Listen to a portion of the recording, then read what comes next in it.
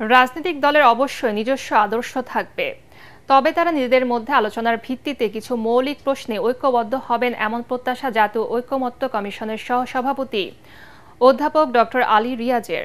রাষ্ট্র সংস্কার কাজ চলা অবস্থায় নির্বাচন কমিশন ভোটের প্রস্তুতি নিতে পারে না বলে অভিমত ইসলামী আন্দোলনের।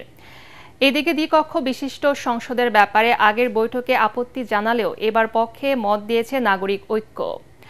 জাতীয় ঐকমত্য কমিশনের সঙ্গে সংলাপ শেষে এসব কথা জানান দল দুটির মুখপাত্র।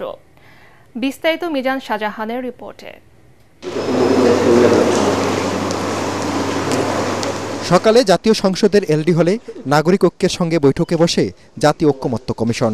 এ সময় সূচনা বক্তব্যে কমিশনের সহসভাপতি আলী রিয়াজ বলেন, আদর্শগত পার্থক্য থাকলেও সব রাজনৈতিক দলের উচিত মৌলিক প্রশ্নে ঐক্যবদ্ধ থাকা। প্রত্যেকটি রাজনৈতিক দলের আলাদা অবস্থান অবশ্যই থাকবে, সকলকেই একটা কতগুলো মৌলিক জায়গায় আমাদেরকে একমত হতে হবে।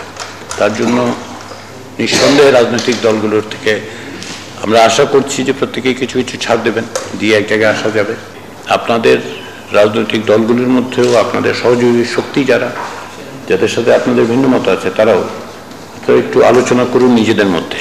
নাগরিক ঐক্যের সাধারণ সম্পাদক শহীদুল্লাহ কায়সারের নেতৃত্বে 6 সদস্যের প্রতিনিধি দল বৈঠকে অংশ নেয়।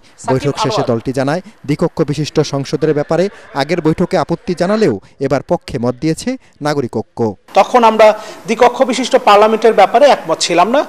এখন আমাদের বেশ কিছু জায়গায় অবজারভেশন আছে, যে অবজারভেশনগুলো ঐকমত্য কমিশনের পক্ষ থেকে বলা হয়েছে সেগুলো তারা বিবেচনায় নেবে, এবং আমরাও তাদের যে যুক্তি সেটাকে বিবেচনায় নিয়ে আমরা দ্বিকক্ষ বিশিষ্ট পার্লামেন্টের ব্যাপারে আমরা এখন একমত হয়েছি। বিকেলে ইসলামী আন্দোলনের সঙ্গে বৈঠকে বসে জাতীয় ঐকমত্য কমিশন। 10 সদস্যের প্রতিনিধি দলের বৈঠকটি অসম্পূর্ণ অবস্থায় মুলতবি করা হয়। পরে সংবাদ মাধ্যমের সঙ্গে কথা বলেন তারা।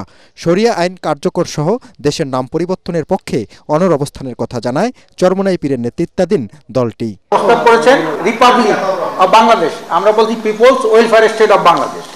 আমরা একটা জনকল্যাণ রাষ্ট্র, এই নামকরণটা আমরা করতে চাই, people's welfare state of Bangladesh.